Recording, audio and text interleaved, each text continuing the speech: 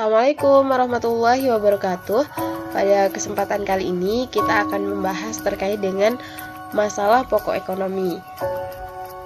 Nah, pada pembahasan sebelumnya kita sudah membahas ya bagaimana kemudian inti dari masalah ekonomi itu adalah adanya kesenjangan antara kebutuhan manusia yang tidak terbatas dan dengan alat pemenuh kebutuhan manusia yang terbatas.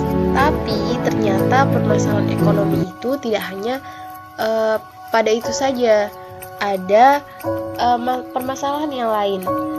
Contohnya yaitu bagaimana cara mengatur dan melayani jutaan manusia yang memiliki kebutuhan yang berbeda. Pastinya sangat ribet dan juga kompleks ya. Kita harus melayani jutaan manusia.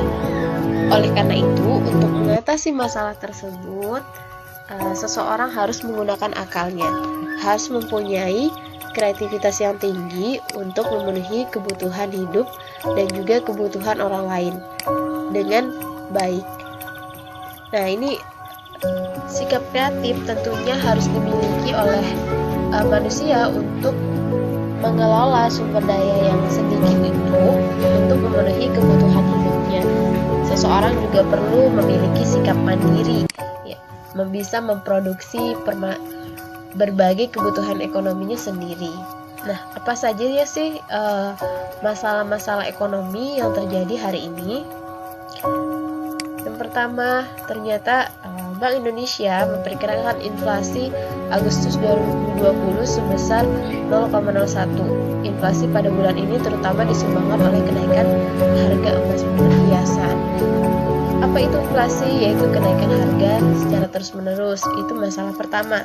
Kemudian yang kedua, Badan Pusat Statistik mencatat pertumbuhan ekonomi kuartal kedua 2020 mengalami kontraksi sebesar 5,32% year on year.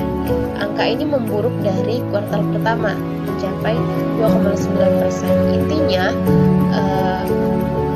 pertumbuhan ekonomi kita itu turun. Kemudian nilai rupiah yang melemah karena tidak terjadinya perdagangan internasional yang sehat ya, ketika adanya corona, sehingga membuat nilai uang Indonesia itu semakin melemah di mata dolar. Kemudian karena adanya corona juga ternyata itu bisa menghambat pengiriman barang karena adanya PSBB dalam skala besar. Jadi tidak mudah untuk menghantarkan barang dari satu kota ke kota lain karena adanya pembatasan social distancing ini. Nah, yang terakhir ini adalah data yang mengatakan bahwa dunia diambang krisis ekonomi terburuk karena adanya corona. Pertumbuhan ekonomi di setiap negara ternyata turun merosot tajam. IMF, International Monetary Fund, itu memperkirakan 2020 ini lebih parah dari krisis transaksi di tahun 2008 sampai 2009 karena berimbas ke seluruh negara. Ini karena terjadinya COVID. Nah, bagaimana kemudian cara kita untuk menghadapi kondisi atau permasalahan ekonomi di atas? Nah, itulah yang akan kita bahas pada pertemuan kali ini, yaitu membahas masalah ekonomi dalam sistem ekonomi. Nah, untuk itu masalah pokok ekonomi itu terbagi menjadi dua.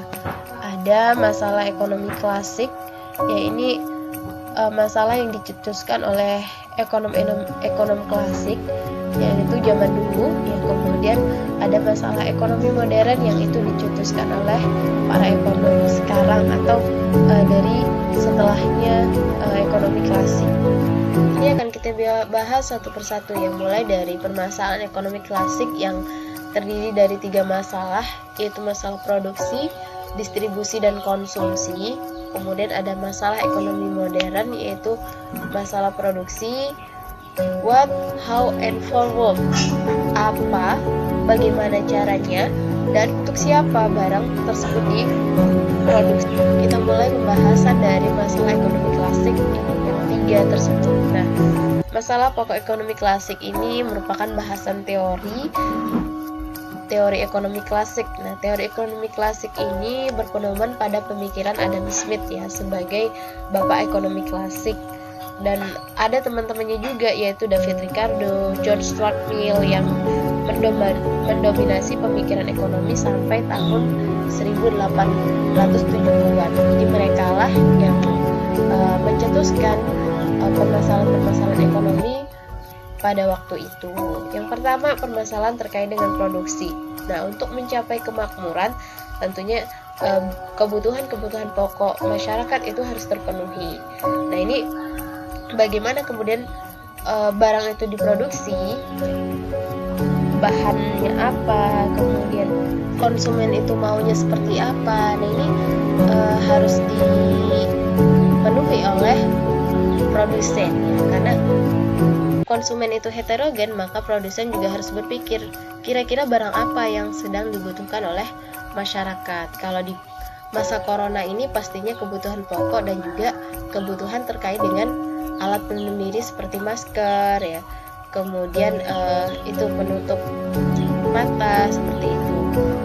Kemudian masalah yang kedua yaitu bagaimana produk yang sudah dibuat itu didistribusikan atau disalurkan ke konsumen. Nah, ini menjadi masalah, bagaimana kemudian biayanya, bagaimana kemudian cara mengantarnya. Nah, itu yang dibahas dalam permasalahan distribusi. Kemudian konsumsi. Hasil produk yang sampai kepada masyarakat seharusnya dapat dikonsumsi secara tepat ya, dan juga memenuhi kebutuhan. Ya, akan tetapi muncul permasalahan berkaitan dengan konsumsi, yaitu apakah barang tersebut dikonsumsi secara tepat oleh masyarakat untuk memenuhi kebutuhan hidupnya atau untuk memenuhi gaya hidupnya. Ini menjadi permasalahan dalam ekonomi klasik seperti itu. Kemudian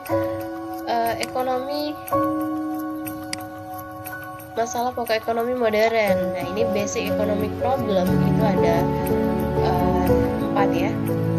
Barang apa yang kemudian dibuat, ini sebagai seorang produsen atau orang yang ingin memiliki sebuah produk, dia harus bertanya barang apa yang kemudian yang ingin dia produksi ya.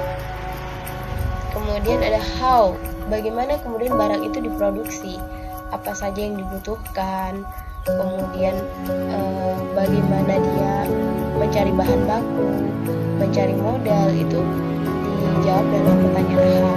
Terus yang ketiga ada whom, untuk siapa barang tersebut, untuk kalangan ibu-ibu kah, atau anak-anak, remaja atau orang tua. Nah, ini menjadi permasalahan untuk memenuhi kebutuhan hidup manusia.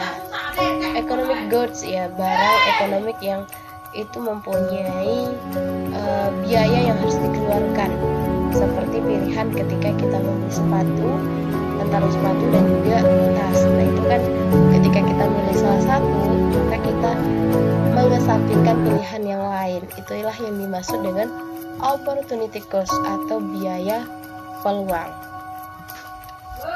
Nah, itulah kemudian masalah-masalah pokok ekonomi modern yang kemudian timbul karena munculnya kreativitas manusia dalam memenuhi kebutuhan hidupnya.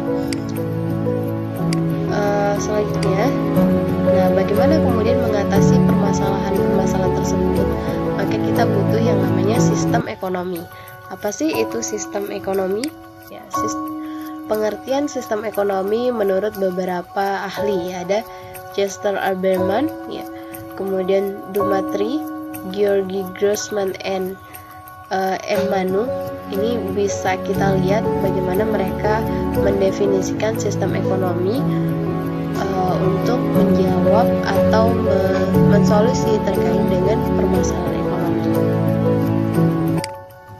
Kemudian ada beberapa sistem ekonomi di dunia ini.